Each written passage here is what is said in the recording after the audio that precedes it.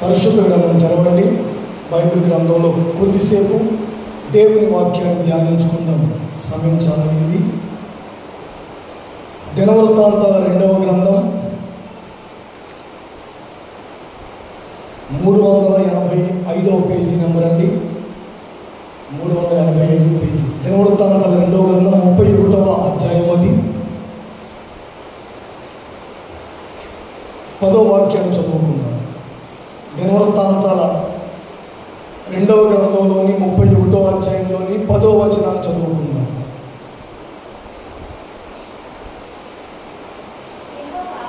యెహోవా మందిరములోనికి జనులు కానుకలను తెచ్చుట మొదలు పెట్టినప్పటి నుండి మేము సమృద్ధిగా భోజనము చేసినను చాలా మిగులుచున్నది. చాలండి. పరిశుద్ధ గ్రంథంలో పెద్ద ఆయన పేరు అజర్యా. చెప్పండి, ఎవరు తెలిసి పేరు? అజర్యా. ఈ అజర్యా అనే పాస్టర్ గారు, ఈ అజర్యా అనే యాజకుడు రాజుగారికి అలాగే రాజ్యంలో పెద్దలకి చెప్తున్న మాట ఏంటంటే, అయ్యా, యెహోవా మందిరంలోనికి జనులు కానుకలు తీసుకురావడం మొదలుపెట్టినప్పటి నుండి మేము సమృద్ధిగా భోజనం చేసినను చాలా మిగిలిపోతుంది. ఇది ఆ పాస్టర్ గారు చెబుతున్నటువంటి మాట రాజుగారికి, తక్కిన పెద్దలకి. జనరల్గా మనం ఆలోచన చేస్తే ఎక్కడైనా పాస్టర్లు ఎట్లా చెబుతారు అంటే, అది లేదు, ఇది లేదు, ఈ కార్యక్రమం చేసాం, ఆ సభలు పెట్టాం, ఇక్కడ ఎంత అయింది ఖర్చు, ఇక్కడ ఎంత అయింది, చాలా అప్పులున్నాయి, సంగమా సహోదరులారా బిడ్డలారా ప్రార్థన చేయండి అని ఏ రోజున కూడా మేము బాగున్నాము, మేము సమృద్ధిగా ఉన్నాము, దేవుడు మమ్మల్ని పోషిస్తున్నాడు, దేవుడు మాకు ఏ కొదువా చేయలేదు, దేవుని నామం పేరిట లోటు అనే మాట మాకు లేదు, రాదు అనే మాట పాజిటివ్గా ఏ రోజున చాలా మంది సేవకుల నోట వినిపించదు. ఎంతసేపు లేదో లేదో లేదో లేదో లేదో అనే మాట వినిపిస్తుంది మనకి. అది లేదు, ఇది లేదు, అది లేదు, అలా చేద్దామంటే అక్కడ లేదు, ఇక్కడ లేదు, అక్కడ లేదు, సంగమం మీరు అంత వేసుకోవాలా, ఇదే మాటలు వినిపిస్తున్నాయి. కానీ హిజ్కియా రాజు గారికి, ఆనాటి పెద్దలకు అజర్యా అనే యాజకుడు, అజర్యా అనే పాస్టర్ గారు ఏం చెప్తున్నారంటే, రాజా, దేవుని మందిరంలోనికి ప్రజలు కానుకలు తీసుకురావడం మొదలుపెట్టినప్పటి నుండి మేము సమృద్ధిగా భోజనం చేస్తున్నాం, కావలసినట్టుగా తింటున్నాం, కావలసినట్టుగా ఖర్చు పెడుతున్నాం, అయినా ఇంకా చాలా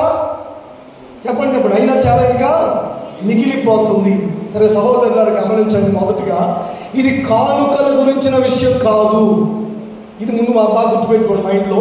ఇది కానుకల గురించినటువంటి వాక్య భాగం అస్సలు కాదు. ఇప్పుడు యెహోవా మందిరంలోనికి కానుకలు తీసుకొచ్చారు కదా, తీసుకొచ్చిన తర్వాతే కదా పాస్టర్ గారు చెప్పాడు, అక్కడ మాకు సమృద్ధిగా ఉంది, చాలా సమృద్ధిగా ఉంది, మేము సమృద్ధిగా భోజనం చేసినా సరే ఇంకా మిగిలిపోతుంది, కానుకలు తీసుకొస్తున్నారని చెప్తున్నాడు పాస్టర్ గారు. మీరేమో ఇది కానుకల గురించిన వాక్యం కాదని చెప్తున్నారు అంటే, మరొకసారి నేను చాలా సంతోషంగా ప్రభునామం పేరు దర్జాగా మీకు చెప్పగలను, ఇది కానుకల గురించిన వాక్యం కాదు అని. దేవునికి స్తోత్రం కలుగును గాక. హల్లెలూయా. ఇది కానుకల విషయం కాదు. కాకపోతే విషయం ఏముందంటే, యెహోవా మందిరంలోనికి జనులు కానుకలు తీసుకురావడం మొదలుపెట్టినప్పటి నుండి పాస్టర్ గారి కుటుంబం, యాజకులు సమృద్ధిగా భోజనం చేసినా సరే ఇంకా చాలా మిగిలిపోతుంది. నిజానికి అక్కడ ప్రజలు కానుకలు తెస్తున్నారు. కాకపోతే ఇది కానుకల వాక్యం కాదు, కానుకల గురించిన విషయం కాదు. అసలు మీకు తర్వాత అర్థమవుతుంది. నిజానికి ప్రజలు మందిరంలోనికి విస్తారంగా కానుకలు తెస్తున్నారు. కానుకలని దశమ భాగాలు, ప్రథమ ఫలాలు, ప్రతిష్టార్పణలు, ఆ ఫలాలు, ఈ ఫలాలు, ఆ పంట, ఈ పంట, ఏవేవో దేవాలయంలో తీసుకొస్తున్నారు. మంచిదే, నిజమే, తీసుకొస్తున్నారు. తీసుకురావడాన్ని బట్టి ఇప్పుడు ఈ పాస్టర్ గారు ఏం చెప్తారంటే, అయ్యా, ప్రజలు కానుకలు తెస్తున్నారు, మేము సమృద్ధిగా భోజనం చేస్తున్నాం, తిన్నా కానీ ఇంకా చాలా తెప్పలుగా మిగిలిపోతుంది. ఇది ఆయన ఓపెన్ స్టేట్మెంట్ పాస్టర్ గారు చెప్తున్నమాట. ఈనాడు ఇలాంటి స్టేట్మెంట్ ఏ పాస్టర్ గారు చెప్పడండి. ఇంకా లేదో రండి సంగమ తీసుకున్న దేవుడు మిమ్మల్ని ఇట్లాంటి మాటలు మనం ఆలకిస్తుంటాం. కానీ ఈ పాస్టర్ గారు ఓపెన్గా చెప్తాడు, మేము చాలా మంది మిగిలిపోతున్నాబ్బా, చాలా మిగిలిపోతుంది, మేము సమృద్ధిగా తిన్నా సరే మిగిలిపోతుంది అని ఓపెన్గా చెప్పేస్తున్నాడు. విషయం ఏంటి అంటే, ఆనాటి సంఘం కానుకలు బాగా తెస్తున్నారు అనుకుంటా పాస్టర్ గారు అనుకునేది మీరు. లేదు లేదు, అలా అనుకోవద్దు. ఆనాటి సంఘం చాలా చాలా కానుకలు చాలా మంది చాలా ఇస్తున్నారు అనుకుంటా, వేలకు వేలు ఇస్తున్నారు అనుకుంటా, వాళ్ళ చేతిలో పైసలు ఆగమనుకుంటా, వాళ్ళ ఇంట్లో భర్త ఆపడనుకుంటా, వాళ్ళ ఇంట్లో భార్య ఆపదనుకుంటా, భర్త ఇస్తానంటే భార్య ఆపి, భార్య ఇస్తానంటే భర్త ఆపి, ఇలాంటి వ్యవహారాలు వాళ్ళ ఇంట్లో ఉండవనుకుంటా. అందుకని ఎవరు ఇవ్వాలనుకుంటారా దేవుని మందిరానికి వాళ్ళు అట్లా ఇచ్చేస్తారేమో, అందుకనే పాస్టర్ గారు అట్లా చెప్తున్నాడు అనుకునేది మీరు. కాదు కాదు కాదు కాదు అసలు విషయం ఏంటంటే, ఇప్పుడు మరొకసారి 10వ వచనం చూద్దామండి అందరం కలిసి. చూడండి 10వ వచనం మరొకసారి ధ్యానించుకుందాం. యెహోవా మందిరంలోనికి జనులు కానుకలు తీసుకుని వచ్చిన మొదలుపెట్టినప్పటి నుండి మేము సమృద్ధిగా భోజనం చేసినను చాలా మిగిలిపోతుందని కదా రాయబడింది. ఇంకా తర్వాత విషయం, యెహోవా తన జనులను ఆశీర్వదించినందున ఒక రాశి మిగిలిపోయింది. ఇదండి విషయం. హల్లెలూయా. అసలు విషయం ఏంటి మీకు ముందు నుంచి ఏం చెప్తున్నాను, ఇది కానుకల గురించిన విషయం కాదు. మీరు అనవసరంగా రాంగ్గా మీకు కన్వే అవుతుందేమోనని స్టార్టింగ్ మీకు ఏం చెప్పానంటే, ఇది కానుకల విషయం కాదండి బాబు, మీరు తేవడం గురించి, మీరు ఎవరి గురించి అసలు కాదు. పాస్టర్ గారు ఓపెన్ స్టేట్మెంట్ ఏం చెబుతాడంటే, యెహోవా మందిరంలోనికి జనులు కానుకలు తీసుకొచ్చినప్పటి నుంచి మేము సమృద్ధిగా భోజనం చేస్తున్నా ఇంకా చాలా మిగిలిపోతుంది అని చెప్పాడు కదా. అసలు జనులు కానుకలు ఎందుకు తీసుకొస్తున్నారు మందిరంలోనికి? ప్రజలందరూ కానుకలు దేవాలయంలోనికి ఎట్లా తీసుకొస్తున్నారు? ఎందుకు ఇవ్వాలి కానుకలు, దశంభాగాలు, ప్రథమ ఫలాలు, ప్రతిష్టార్పణలు, ఇవన్నీ కూడా ఎందుకు తీసుకొస్తున్నారు అంటే ఓ బలమైన ఆన్సర్ ఏముందంటే, ఇప్పుడు చెప్తాడు ఆయన, యెహోవా తన జనులను చెప్పండి యెహోవా తన జనులను ఏం చేశాడట? ఆశీర్వదించినందున. యెహోవా తన జనులను ఆశీర్వదించాడు గనుక అంటే ప్రియ దేవుని ప్రజలారా, పెద్దలారా, ప్రజలు కానుకలు మందిరంలోనికి తీసుకువస్తున్నారని వాస్తవం. ఇది కానుకల గురించిన మాటలు కాదు, మీరు తేవడం మీరు ఇవ్వడం గురించిన విషయాలు కాదనేది అంతకంటే వాస్తవం. అసలు విషయం ఏంటంటే, దేవుడు తన ప్రజల్ని ఆశీర్వదించాడట. ఆశీర్వదించబడిన వారు ఇప్పుడు ఏం చేస్తున్నారట? దేవుని మందిరంలోనికి కానుకలు వేస్తున్నారు. దేవునికి స్తోత్రం. Simple logic. కానుకల విషయం కాదు. దేవుని చేత ఆశీర్వదించబడిన వారు, యెహోవా ఆశీర్వాదం ఎవరి జీవితాల్లో అయితే ఉందో, ఎవరి కుటుంబాల్లో అయితే పనిచేస్తుందో, దేవుని ఆశీర్వాదం ఎవరి మీద నిలిచిందో వారట దేవాలయంలోనికి కానుకలు తీసుకొస్తుంటే ఆశీర్వదించబడిన వారు. ఈ రోజున నీ ఉద్యోగం, నీ వ్యాపారం, నీ వ్యవసాయం, నీ చేతి పని, నీ ఆదాయం, నీ రాబడి ఆశీర్వదించబడినదైతే, యెహోవా ఆశీర్వాదం దాని మీద ఉంటే నువ్వు ఇచ్చేది కొంచెమైనా సరే అది ఆశీర్వాదకరంగా మార్చబడుతుంది. హల్లెలూయా, హల్లెలూయా. చెప్పారు కదా, మీరు ఇవ్వడం గురించి, మీరు తేవడం గురించి కాదు. ఇది మీరు గమనించాల్సింది ఏంటంటే, దేవుని ఆశీర్వాదం మీ మీద, మీ కుటుంబాల మీద, మీ జీవనోపాధి మీద, మీ వ్యవసాయం మీద, మీ ఉద్యోగాల మీద, మీ చేతి పని మీద, మీకు వచ్చే ప్రతి రూపాయి మీద నా దేవుని ఆశీర్వాదం ఉన్నట్లయితే అది కొంచెమైనా సరే నీకు దీవెనకరంగా ఉంటుంది. మీరు తీసుకొచ్చింది కొంచెమైనా సరే మందిరంలోనికి, అది కూడా ఇక్కడ ఆశీర్వాదకరం అవుతుంది, ఇంకా మిగిలిపోతుంది. ఆమేన్, హల్లెలూయా. ఆ రోజున మనకు బాగా తెలిసినటువంటి ఒక సంఘటన అదేంటంటే, ఒక అబ్బాయి దగ్గర 5 రొట్టెలు 2 చిన్న చేపలు మాత్రమే ఉన్నాయి. ఇది సభలు జరుగుతుంటే యేసు ప్రభువు అప్పటికే 3 రోజులు బట్టి విరామం లేకుండా వాక్యాన్ని చెప్పి ఉన్నారు. ప్రజలందరూ ఆకలితో వెళ్ళిపోతారేమో అన్నట్లుగా యేసు క్రీస్తు వారు అడిగారు, మీ దగ్గర ఎక్కడైనా ఆహారం ఉందంటే ఒక చిన్న బిడ్డ 5 రొట్టెలు 2 చిన్న చేపలు ఉన్నాయంటే యేసు క్రీస్తు వాడు తీసుకుని ఏం చేశాడు? బైబిల్ ఏమో తెలుసా? ఆయన ఆశీర్వదించాడు. దేవునికి స్తోత్రం. నా ప్రియ దేవుని ప్రజలారా, నీ దగ్గర ఉన్నా, నా దగ్గర ఉన్నా, మనం ఇచ్చేది కొంచెమైనా, మనం తెచ్చేది కొంచెమైనా సరే దేవుని ఆశీర్వాదం దాని మీద ఉన్నట్లయితే అది అనేకులకు సమృద్ధిగా మార్చబడుతుంది. ఆమె 5 రొట్టెలు ఇచ్చిన అబ్బాయి, ఇంచుమించుగా 1000 మంది ఉన్నారు. అట్లయితే 1000 రొట్టెలు కావాలి కదా. మనం ఒకరివే ఒక 6 ఇడ్లీ తింటాం. అటున్నప్పుడు 1000 మంది ఉంటే ఎన్ని వేల ఇడ్లీ కావాలి అప్పుడు? అంటే ఎన్ని వేల రొట్టెలు కావాలి? కానీ 5 రొట్టెలే ఉన్నాయి. దేవుని ఆశీర్వాదం ఉంటే, వినిపిస్తుందా? దేవుని ఆశీర్వాదం ఉంటే మనకు వచ్చేది కొంచెమైనా సరే, మనకు వచ్చే ఆదాయం కొంచెమైనా సరే, మనం సమృద్ధిగా భోజనం చేసినప్పటికీ ఇంకా మిగిలిపోతుంది. కనుక నా దేవుడు మిమ్మును, మీ కుటుంబాలను, మీ జీవనోపాధిని అక్షరాల ఆశీర్వదించునుగాక. ఆమేన్. ఆయన ఆశీర్వాదం మన మీద, మన కుటుంబాల మీద ఉంటే తప్పనిసరిగా మనకు వచ్చేది కొంచెమైనా ఇంకా అది ఆశీర్వదించబడుతుంది. చరిత్రలో కనీ విని ఎరుగినటువంటి ఒక విషయం జరిగింది. అదేంటంటే మనకు బాగా జనరల్గా మనం ఏం చూస్తామంటే, ఈ కాకులు ఉంటాయి కదండి, అవి ఏడ్చే పిల్లల చేతిలో నుంచి కూడా ఏం చేస్తాయి? ఆడు ఏడుస్తుంటే వాళ్ళ డాడీ ఏదో కొనిచ్చాడు అనుకోండి, రోడ్డు అంటే వస్తున్నాడు అనుకో, కాకులు చూస్తే ఉంచుతాయా? కదండి. ఏడుస్తున్న సెంటిమీట చేతిలోంచి కూడా ఈ కాకులు తీసుకుపట్టుకుపోతాయి. మనం ఏదైనా ఆరబెట్టినా, దాని క్లాత్ వేసినా కానీ ఈ మధ్య కాకులు కొంచెం ఈ టెక్నాలజీ నేర్చుకున్నాయేమో, ఆ కాకులు ఏం చేస్తున్నాయి? ఆ క్లాత్ తీసి మరీ పట్టుకుపోతున్నాయి. మనకు అంతెందుకు, మన చిన్నప్పుడు పాఠం కూడా ఉంది. ఈ కాకి గులకరాలు వేసి నీళ్లు పైకి వచ్చిందని తాగిందని. అంటే కాకి ఏడ్చే పిల్లోడి చేతిలో ఆహారం కూడా పట్టిపోయే కాకి ఒకానొక దినాన ఆ కాకే ఏలియా గారికి ఏం తీసుకొచ్చాయి?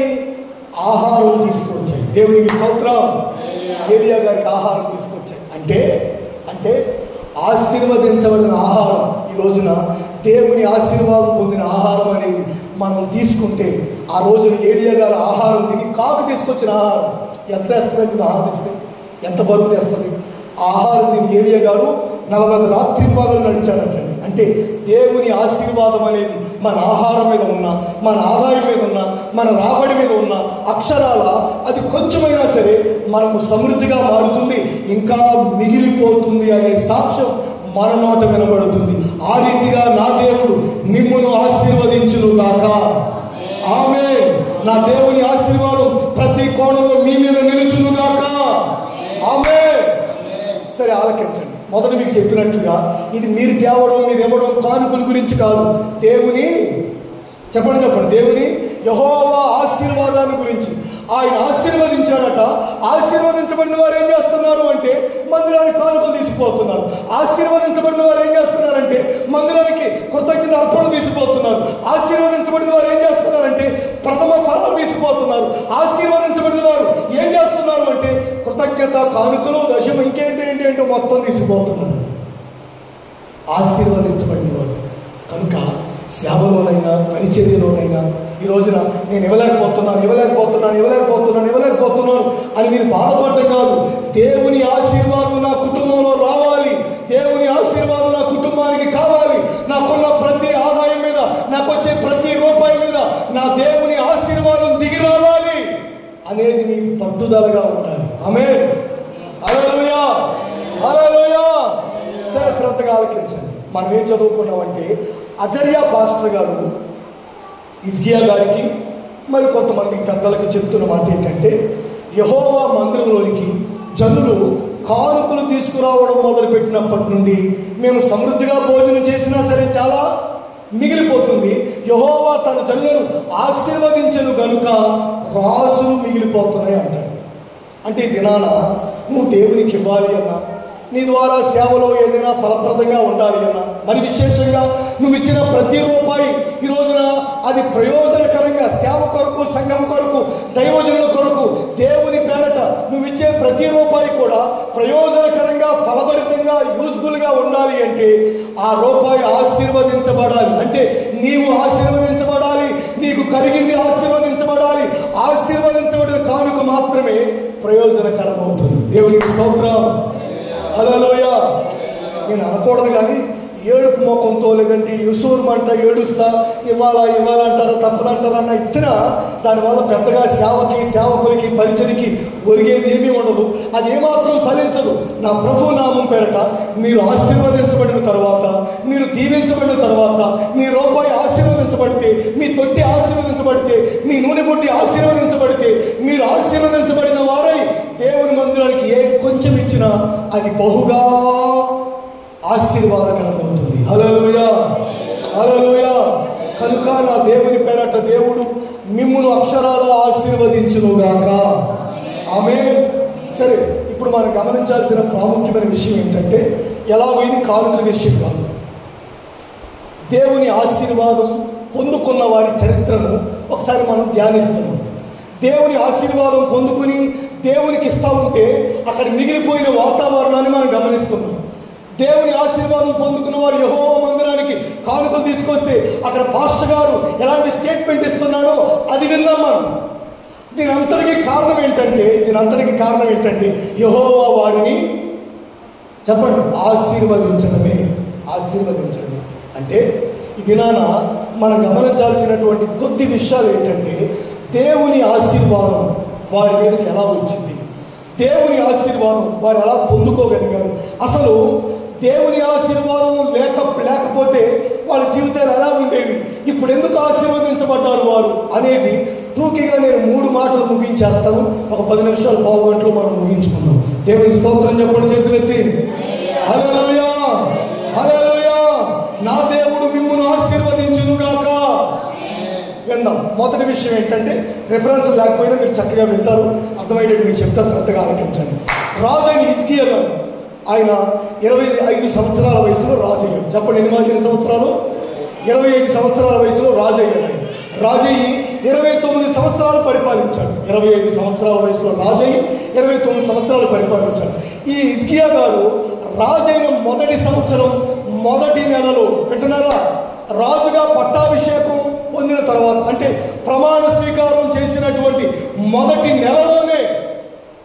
నెలలోనే ఇంటికో 10 కోట్లు కేటాయించుకుని, గవర్నమెంట్ వాళ్ళు కాదు కదండి, ఓ 10 కోట్లు ఇంటికి మరమ్మతులకి, పిఎంఓ ఆఫీస్, సిఎంఓ ఆఫీస్ అని మనం వింటుంటాం కదండి. ఆ రోజున రాజుగారి అంతఃపురానికి ఒక 10 కోట్లు కేటాయించి దాన్ని మరమ్మతులు చేయించేసి, ఆయన డ్రెస్సింగ్ స్టైల్ మార్చేసి, ఆయన వెహికల్స్ ఆయన మార్చేసి, ఆ కాన్వాయ్ మార్చేసి, ఇలా రకరకాల తన సొంత కార్యక్రమాలను ఏది రాజైన మొదటి సంవత్సరం మొదటి నెలలో తనకు సంబంధించినటువంటి సెక్యూరిటీ విషయాలు, తనకు సంబంధించినటువంటి అంతఃపురం గురించి, తాను ధరించే వస్త్రాల గురించి, తన చుట్టూ ఉండాల్సినటువంటి సెక్యూరిటీ వింగ్ గురించి, లేదంటే తన కాన్వాయ్ గురించి, బుల్లెట్ ప్రూఫ్ వాహనం గురించి, ఇలాంటి విషయాలు వేటి గురించి పట్టించుకోకుండా మొదటి నెలలోనే, ప్రమాణ స్వీకారం చేసిన మొదటి నెలలోనే హిజ్కియా గారు ఆ ప్రాంతంలో యెరూషలేములో ఉన్నటువంటి దేవాలయపు తలుపులు మూతవేసి ఉంటే వాటిని ఓపెన్ చేశాడంట. దేవునికి స్తోత్రం,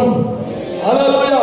చూడండి, మొదటి సంవత్సరం మొదటి నెలలో ఏం చేశాడు? దేవాలయం తలుపులు తెరిచి వాటిని బాగు చేసి, అక్కడ ఎవరు లేరు అంటే యాజకులు లేరు, అక్కడ ఎవరు లేరు అంటే పాస్టర్ లేరు, అక్కడ ఎవరు లేరు అంటే పరిచయం చేసేవాళ్ళు లేరు, వాళ్ళందరినీ పిలిపించి, అయ్యా ఏంటి పని, దేవాలయం ఎలా ఉంచారంటే, మందిరం ఎట్లా వదిలేసారంటే అని జనులను కూడా పిలిపించి, ఎవరిని? ఇశ్రాయేలీయులు, వాళ్ళు కూడా పిలిపించి, చూసారా దేవుని మందిరం ఎలా ఉంది, తలుపులు మూతేసి ఉంచుతారా, దీపం ఆరిపోయింది కదా, అరే దీపం ఆరిపోయింది, అదేంటి దూపం వేయట్లేదు, ఇక్కడ దీపం ఆరిపోయింది, దూపం వేయట్లేదు, మందిరం తలుపులు మూసేశారు, ఇవన్నీ ఇలా చేశారంటే, ఇలా చేసినందువలనే యెహోవా కోపం మీ మీద రగులుకుంటుంది.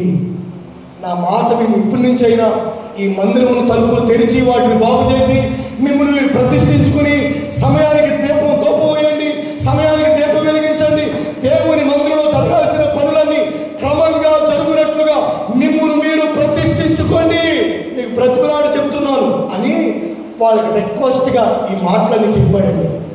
అంతే, వాళ్ళంతా అప్పటికప్పుడు మనసు మార్చుకున్నారు. అయ్యో, దేవుడు మన మీద కోపంతో ఉన్నాడు, ఆయన ఉగ్రత మన మీద దిగి వస్తుంది, ఆయన మనల్ని నిందలకు అప్పగిస్తున్నాడు, అవమానాలకు అప్పగిస్తున్నాడు, రకరకాల భయాలకు అప్పగిస్తున్నాడు, ఆయన మన మీద కోపిస్తున్నాడు. మన జీవితంలో, మన కుటుంబంలో, మన పంటల మీద, మన పశువుల మీద, మన చేతి పని మీద, మనకు వచ్చే ఆదాయం మీద శాపం ఊరేగుతుంది. ఈ శాపం నుంచి విడిపించబడాలి అని ఆ దినమే వారు ధూపం వేయడం ప్రారంభించారు. దేవునికి స్తోత్రం చెప్పండి, హల్లెలూయా. ధూపం వేయడం ప్రారంభించారు, దీపం వెలిగించడం ప్రారంభించారు, మందిరంలో ప్రతిష్ఠించుకుని దేవాలయపు తలుపు తెరిచి శుభ్రపరిచి దీప నైవేద్యాలు పనులు ఆ దినమే అర్పించడం ప్రారంభించారు. దేవునికి స్తోత్రం. అది దినవృత్తాంత 2వ గ్రంథం 29వ అధ్యాయంలోని 7వ వచనం చూస్తారండి. 7వ వచనం ఒకసారి చదవండి, ఐడియా ఉంటుంది. మరియు గట్టిగా చదువునా, చదువు గట్టిగా, 7వ వచనం. మరియు వారు మంటపము యొక్క ద్వారములను మూసివేసి దీపములను అర్పివేసి పరిశుద్ధ స్థలము ఇశ్రాయేలీయులు దేవునికి దూపం వేయకయు దహనబలులు అర్పింపకయు ఉండిరి. చూసారండి, దూపం వేయట్లేదంట, దహనబలులు అర్పించట్లేదట, ఇంకా దీపం ఆరిపోయిందట, ఆరిపేశారట వెళ్ళే. అంటే దేవుని ఆశీర్వాదం మన జీవితంలో కావాలి అంటే మొదటగా మనం చేసుకోవాల్సిన మార్పు ఏంటంటే, ఇప్పటికిప్పుడు ఈ రోజు నుంచే ఓ తీర్మానం చేసుకోవాలి. అదేంటంటే, నా దేవునికి నేను నిత్యము ధూపం వేస్తాను అని. ఆమేన్. ధూపం అంటే చెప్పండి, నేను కాదు, మీకు తెలిస్తే చెప్పండి. ధూపం వేయడం అంటే ప్రార్థన చేయడమే. మనం చూడండి, అప్పుడప్పుడు ఈ దేవాలయాల దగ్గరికి పోయినప్పుడు, గొడవ దగ్గరికి పోయినప్పుడు, మా ఇంటి ముందు దేవాలయాలు ఉండేవి. ఇంటికి పక్కన ఒకటి, ఈ పక్కన ఒకటి, మధ్యలో మా ఇల్లు ఉండేది. ఎప్పుడు చూడండి ఏదో పూజలు, ఏదో పురస్కారాలు, ఈ సాంబ్రాణి పొగ, అందులో గరగలెత్తుకుని నాట్యం వేస్తారే, వాళ్ళు మా ఇంట్లోనే అద్దుకుండేవారు. రాజమండ్రి వాళ్ళు అక్కడే ఉండేవారు, అద్దుకుండి సంవత్సరం అంతా అక్కడే అద్దుకుండేవారు. ప్రతి పండక్కి, ప్రతి కార్యక్రమానికి ఆ ఊర్లో వాళ్ళే గరగలెత్తేవారు. వాళ్ళు ఎంతసేపు ఈ దూప వేదిక ఒకటి, చిన్నదొకటి ఇలా పట్టుకుని దాంట్లో బొగ్గులు వేసుకుని ఈ దూపం వేసుకుంటూ తిరుగుతుండేవారు దేవాలయాల చుట్టూ. ధూపం అంటే దేవునికి చాలా ఇష్టం. దేవునికి స్తోత్రం, హల్లెలూయా. ఈ రోజున అందుకనే మనకి ఏలూరులో ఉన్నది ఏంటది? భగవంతునికి భక్తునికి అనుసంధానమైనది. చెప్పండి, అంబిక దర్బార్ భక్తుని. ఇప్పుడు ఏ రైల్వే స్టేషన్లో పోయినా అదే ఆ పాట వినిపిస్తాం. ప్రతి రైల్వే స్టేషన్, మన ఏరియాలో కాదు, నెల్లూరు వరకు పోయినా, మద్రాసు వరకు, తెలుగు ఎక్కడున్నా ఆ రైల్వే స్టేషన్లో ఆ పాట వినబడుతుంది. అంబికా దర్బార్ భక్తి. ధూపం అనేది దేవునికి చాలా ప్రధానమైనది. మన ఆత్మీయ జీవితంలో ఈ రోజున శాపం వెంటాడకూడదు అంటే, శాపం విలయతాండవం చేయకూడదు అంటే, మన నట్టింట దేవుని ఆశీర్వాదం దిగి రావాలి అంటే, అక్షరాల మన నట్టింట్లో దేవునికి ధూపం వేసే వారంగా, అంటే మనం ప్రార్థించే వారముగా ఉండాలి. ఆమేన్, హల్లెలూయా. ప్రార్థన తగ్గిపోయిందేమో, ప్రార్థన నిర్లక్ష్యం చేస్తున్నారేమో, ప్రార్థన అశ్రద్ధ చేస్తున్నారేమో, దీపం వెలిగించడం, ధూపం వేయడం ఇవన్నీ ప్రక్కన పడేసి జీవితంలో కష్టపడడం, సంపాదించడం, లేదంటే తినడం, త్రాగడం, కూర్చోవడం, లేదంటే బట్టలు కొనుక్కోవడం, లేదంటే వస్త్రాలు, ఆభరణాలు కొనుక్కోవడం, ఇదే జీవితం అనుకుంటున్నారేమో. కాదు, ధూపం వేయడం అంటే ప్రార్థన చేయడం అత్యంత ప్రధానమైన కార్యక్రమం. ఆత్మీయ జీవితంలో దేవునికి అత్యంత విలువైన కార్యక్రమం ధూపం వేయటమే. కనుక ఆ దినాన వాళ్ళు చేసిన తప్పు తెలుసుకుని, వాళ్ళ నిర్లక్ష్యం, వాళ్ళ అశ్రద్ధ వాళ్ళు గమనించి ధూపం వేయడానికి తీర్మానం చేసుకుని తమను తాము ప్రతిష్ఠించుకున్నారు. ధూపం వేయడం ప్రారంభించారు. నా దేవుని ఆశీర్వాదం వారి మీదకు దిగి వచ్చింది. ఆమేన్, హల్లెలూయా. కనుక నా ప్రియ దేవుని ప్రజలారా, పెద్దలారా, మనం ఏ ప్రొఫెషన్లో కొనసాగుతూ ఉన్నా, మన బిజీ షెడ్యూల్లో మనం ఉన్నా, నా ప్రభు నామం పెట్టుకుని ఎక్కడున్నా సరే మనసులో కాసేపైన అలాగైనా దేవుని సందులో, ఆయన సందులో ఆయన్ని స్తుతించు, ఆయన ప్రార్థించి, ఆయన గణపరిచి, ప్రభువుకి నీ విషయాలు, నీ బాధలేంటో, నీ సవాలేంటో, నీ వ్యక్తిగత జీవితంలో ఉన్నటువంటి పరిస్థితులు ఏమిటో ప్రతి దాన్ని దేవునికి చెప్పుకోవడమే ధూపం వేయడం అంటే. కనుక ఇశ్రాయేలు ఎలా ఆశీర్వదించబడ్డారండి బాబు అంటే, దేవుని మందిరంలోకి వాళ్ళు తెచ్చే కానుకలు చూస్తుంటే సేవకుడు తిన్నా కానీ, పాస్టర్ గారు తిన్నా కానీ ఇంకా కుప్పలుగా మిగిలిపోయినాయట. కుప్పలు అనే పదం కూడా బైబిల్లో రాసి పెట్టిందండి. మిగిలిపోతున్నాడు, అలా తెచ్చేస్తున్నారు. ఎక్కడిది అంటే దేవుడు మమ్మల్ని ఆశీర్వదించాడు అంటున్నాడు. అలాంటి ఆశీర్వాదం మీ అందరికీ దేవుడు దయచేయనుగాక. అలా దేవుడు మిమ్మల్ని ఆశీర్వదించాలంటే మొదటిగా మనం నేర్చుకోవాల్సింది ఏంటి? దేవునికి చెప్పండి, ధూపం వేయడం. ధూపం అంటే ప్రార్థన నిర్లక్ష్యం చేయొద్దు అని, మోకాళ్ళను అశ్రద్ధ చేయొద్దు అని. ఇక రెండో విషయానికి వెళ్దాం. మీరు చెప్పేస్తా కదండి. ఏంటంటే ఆ రోజున అందరూ వచ్చారు కదండి, అందరూ వచ్చి దేవాలయం అంతా చూస్తున్నారు. లేవీలు, యాజకులు, రాజుగారు, పెద్దలందరూ దేవాలయం చూస్తున్నారు. చూస్తూ ఉన్నప్పుడు మందిరాన్ని చూస్తా ఇంకొంచెం లోపలికి వెళ్ళారండి. అంటే డీప్గా వెళ్ళారు. దేవాలయం గర్భగుడి అంటారే, అలా లోపలికంటే వెళ్తే కొన్ని నిషిద్ధమైన వస్తువులు కనిపించాయి. ఏ వస్తువులు? నిషిద్ధమైన వస్తువులు అంటే ఉండకూడదు, అసలు దేవాలయంలో ఉండకూడదు. అలాంటి వస్తువులు, అలాంటి పరిస్థితులు దేవాలయంలో అక్కడక్కడ కనిపించాయి. అంతే. ఇక వెంటనే ఈ యాజకులు, లేవీయులు వాళ్ళంతా ఏం చేశారంటే వాటిని అన్ని ఏరి బయటకు తీసుకొచ్చి ఒక వాగులో, ఒక ఏట్లో పడేశారు. అంటే రెండవదిగా దేవుని ఆశీర్వాదం మన మీదకి రావాలి అంటే ఈ దేహం అనేది దేవునికి ఏంటి? దేహమే దేవునికి ఆలయం. దేహమే దేవునికి ఆలయం కనుక ఇదినా దేవుని ఆశీర్వాదం కావాలనుకునే మీరైనా నేనైనా ఈ దేహములో దేవునికి ఆయాసకరమైన లేదా నిషిద్ధమైనటువంటి ఉండకూడని ఈ రోజున విషయాలు ఏమైనా, ఉండకూడని పరిస్థితులు ఏమైనా, ఉండకూడని అలవాట్లు ఏమైనా ఉన్నట్లయితే వాటిని ఎత్తి చెల్లో వాడేయండి. దేవునికి స్తోత్రం. హల్లెలూయా. వాడేయండి. అందులో ఎన్నో డౌట్ అండి. నిషిద్ధమైన వస్తువులు అంట దేవాలయంలో ఉండొచ్చా, ఉండకూడదే? అలాంటి వస్తువులు అటన్నిటిని తీసేసి నీ జీవితంలో ఈ రోజున పైన కాదు లోపలికి వెళ్ళారంట. బైబిల్ చదువుకున్న మాటని చదువుతారండి. ఎక్కడంటే అది 29వ అధ్యాయంలోని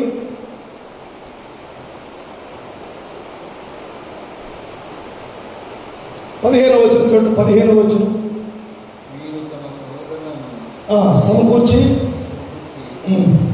ఏమండి 16వ వచనం పవిత్రపరచుటకై యాజకులు యెహోవా మందిరపు లోపలి భాగమునకు పోయి యెహోవా మందిరములో తమకు కనబడిన నిషిద్ధ వస్తువులన్నిటినీ యెహోవా మందిరములోని ఆవరణను తీసుకునేలాగా లేవీయులు వాటిని ఎత్తి కృత్రిమ వాగులో పడవేశారు. చూసారండి?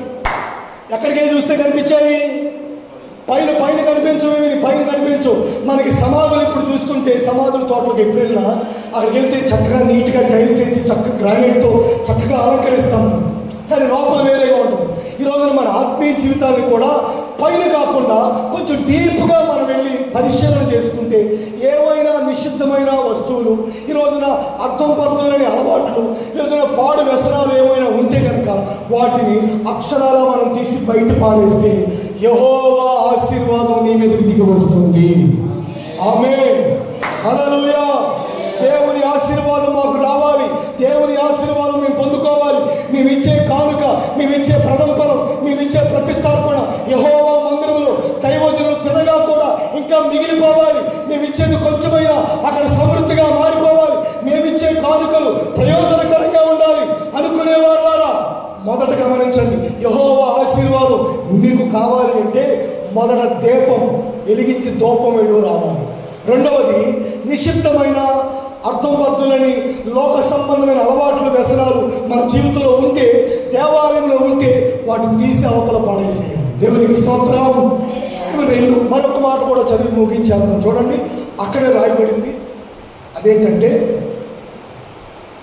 29వ అధ్యాయంలోని 29, 19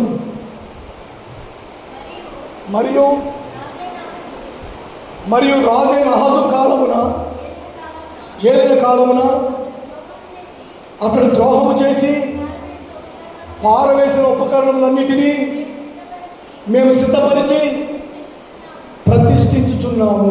ఆ తలపైగా తాళకెత్తి మీకు అర్థమయ్యేటట్టు చెప్తే ఇది కొంచెం క్రిటికల్గా ఉంటుంది. అట్లా చదివితే మనకి అర్థం కాదండి. ఇప్పుడు మొదట లేవీలు ఇంకా పెద్దలందరూ వెతికితే ఏం కనిపించాయి? లోపల ఏం కనిపించాయి? చదువుకున్నాం. నిషిద్ధమైన వస్తువులు కనిపించాయి. అలా అవన్నీ ఎత్తి పాడేశారు కదా. పడేసినప్పుడు లోపల చూస్తే అక్కర్లేని వస్తువులు అది కనిపిస్తే తీసి పాడేశారు. ఇంకో విచిత్రం ఏంటంటే లోపల ఉండాల్సిన వస్తువులు లేవంట. హలో, ఏమి లేవట? ఉండాల్సిన వస్తువులు లేవు.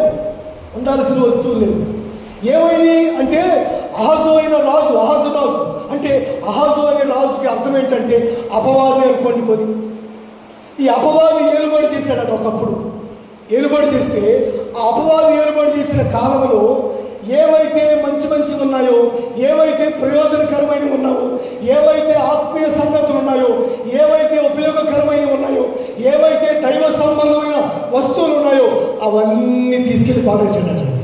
అసలు ఏం పాడేయాలి? నిషిద్ధ వస్తువులు పాడేయాలి. కానీ ఈ అహాజు అనే రాజుగారు ఏలుబడిన కాలంలో దేవాలయంలో ఉపయోగకరమైనటువంటి పనికొచ్చే వస్తువులు కూడా కొన్ని పాడేశారు.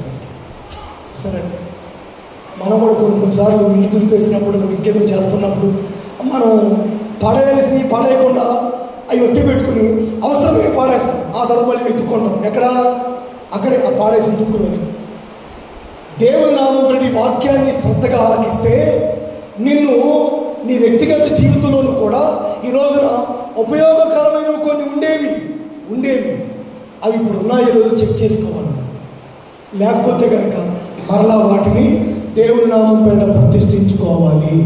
ఏంటండి పాస్టర్ గారు మా దగ్గర లేనివి, ఒకప్పుడు ఉన్నాయి ఇప్పుడు లేనివి ఏముంటాయండి పాస్టర్ గారు అంటే, ఇప్పుడు నీ వ్యక్తిగత జీవితంలో ప్రేమ సమాధానాలు ఉన్నాయా? ఒకప్పటి ప్రేమ సమాధానాలు, ఒకప్పటి మంచి మనస్సాక్షి నీ జీవితంలో ఇప్పుడుందా? ఒకప్పటి ఆసక్తి నీ జీవితంలో ఇప్పుడుందా? ఒకప్పటి ఆరాటం, సేవ అంటే, దేవుని మందిరం అంటే, నశించిపోతున్న ఆత్మలంటే ఒకప్పటి పోరాటం ఇప్పుడు నీ జీవితంలో ఉందా? విధేయత ఇప్పుడుందా? లోబడే మనసు నీకు ఇప్పుడుందా? ఈ రోజున పెద్దలు చెబుతున్నప్పుడు వింటున్నావా? దేవుని నామం పేరిట పరిచర్య అంటే, దేవాలయంలో పని అంటే పరిగెత్తుకొచ్చే అనుభవం ఇప్పుడుందా?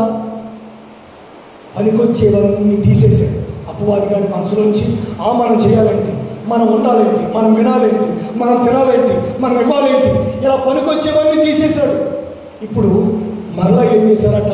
ఆ పనికొచ్చేవన్నీ కూడా మరలా ప్రతిష్ఠించుకున్నారు. దేవునికి స్తోత్రం, హల్లెలూయా. నా ప్రియ దేవుని ప్రజలారా, పెద్దలారా, నా దేవుడు మిమ్మల్ని ఆశీర్వదించాలి అంటే యెహోవా ఆశీర్వాదం ఆయన జనుల మీద దిగి వచ్చినట్లుగా ఈ దినాన్ని మాట్లాడిస్తున్న మీ మీదకు, మీ కుటుంబాల మీదకు, మీ వ్యవసాయ వ్యాపార ఉద్యోగ, మీ ఆదాయ రాబడిలో నా దేవుని ఆశీర్వాదం దిగి రావాలి అంటే 3 విషయాలు. 1, దూపం వేయాలి. 2వది, నిషిద్ధ వస్తువులు తీసివేయాలి. 3వది, పనికొచ్చేటువంటి ప్రేమ, పనికొచ్చే సమాధానం, పనికొచ్చే విధేయత, పనికొచ్చే లోబడే మనసు, పనికొచ్చే పరిచర్య చేసేదానికి ఆసక్తి, పనికొచ్చేటువంటి దైవికమైన విషయాలన్నీ కూడా మరలా నీ జీవితంలో నీవు ప్రతిష్ఠించుకుంటే నా దేవుని ఆశీర్వాదం నీ జీవితంలో కనులారా చూడగలుగుతావు. ఆమేన్, హల్లెలూయా. లేచి నిలబడిన ఎక్కడ వాళ్ళు అక్కడే ప్రార్థనలోకి వెళదాం.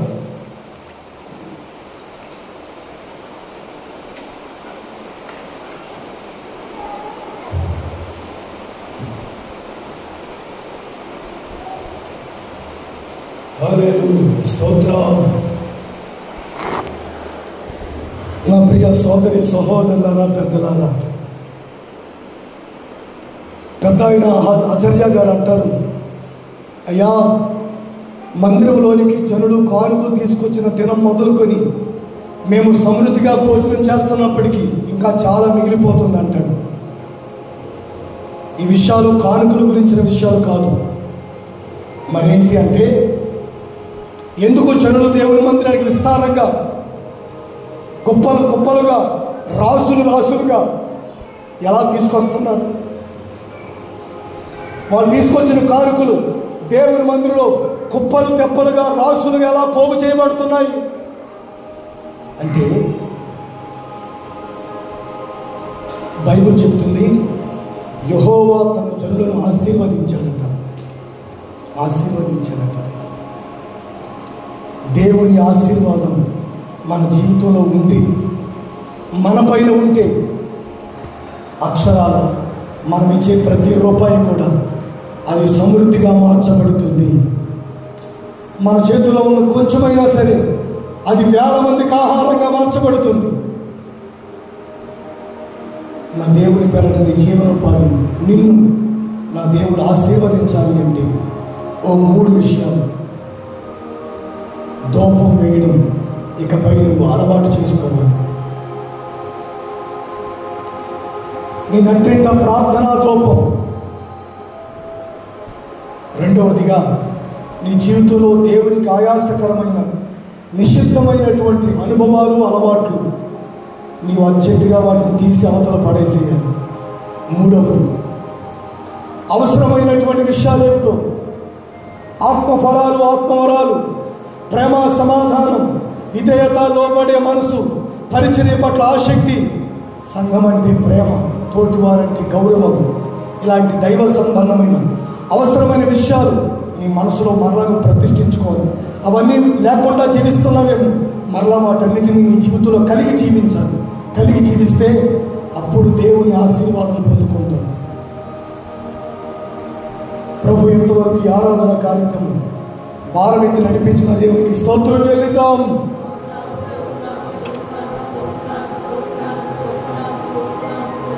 విన్న వాక్యం ప్రతి వారి గుండెల్లో ప్రభు నీరు కట్టి ఫలింప చేయనట్లు స్తోత్రం చెల్లిద్దాం. ఈ వారమంతా జరిగే ప్రార్థన కోరికలు పరిచయం అంతటిని బట్టి దేవునికి స్తోత్రం చెల్లిద్దాం. చేరి వచ్చిన వారి కొరకు, వారి కుటుంబాల కొరకు, రాబోయే వారు జరుగుతున్న ప్రభు ఆరాధన కార్యక్రమం కొరకు స్తోత్రం చెల్లిద్దాం. తండ్రి, కుమార, పరిశుద్ధాత్మనికి స్తోత్రం చెల్లిద్దాం. మన పరిశుద్ధపరిచి నిత్యరాజ్యాన్ని సిద్ధపరచు త్రియేక దేవునికి చేతులు స్తోత్రం చెల్లిద్దాం.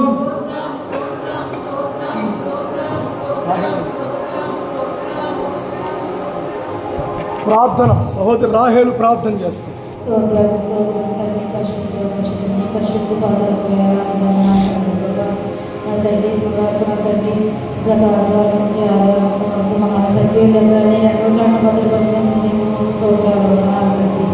అలాగే ఈ ఆదివారం ఆరాధన మేము పొద్దున కూర్చొని ఈ ఆరాధన చేసుకుంటున్నాం. జమీనుతో అలాగే ప్రతి ఒక్కరు గోధుమేసి ప్రార్థనలో నా తండ్రి ఆలమైన హృదయంలో ఉన్న చెడు అలవాట్లు చెడు దృశ్యం తీసివేయాలి. స్తోత్రం తండ్రి. ధర్మాజుడు ఆశీర్వదం చింతలపూడి సంఘాన్ని దీవించండి, ఆశీర్వదించండి ప్రభావ. నా తండ్రి దయచేసి దీవించండి, ఆశీర్వదించండి. రాకపోకలు ప్రయాణాలతో ప్రభావ, వాహనాల్లో వచ్చుడుగా వచ్చుడుగా మీరు కాపుదలుగా దయచేయండి ప్రభావ. ఆరోగ్యం దయచేయండి, మంచి ఆరోగ్యం దయచేయండి. దయచేసి కుటుంబాన్ని దీవించండి, ఆశీర్వదించండి ప్రభావ. వచ్చిన ప్రతి ఒక్క బిడ్డని దీవించండి, ఆశీర్వదించండి. రాలేని బిడ్డలను కూడా ప్రభావ వాళ్ళకి అనారోగ్యంలో మేము ప్రభావ ప్రతి ఒక్క బిడ్డని దీవించి ఆశీర్వదించండి ప్రభావ. అలాగే నా కుటుంబాన్ని దీవించి నీ ఎక్కడ చోట భద్రపరుచుకున్నాను ప్రభు. మన తండ్రి అయిన దేవుని ప్రేమ, కుమారుడైన యేసుక్రీస్తు వారి కృప, పరిశుద్ధాత్మ దేవుని సన్నిధి సహవాసం ఇప్పుడు ఎల్లప్పుడూ సకల పరిశుద్ధులకు ఆరాధన కార్యక్రమంలో పాల్పొందిన వారికి, వారి కుటుంబాలకు ఆయన కృపా సమాధానములు సదా తోడే నడిపించును గాక. ఆమేన్. హల్లెలూయా, హల్లెలూయా, హల్లెలూయా. నా దేవుడు మిమ్మల్ని ఆశీర్వదించును గాక. అందరికీ వందనాలండి. పేరు పేరు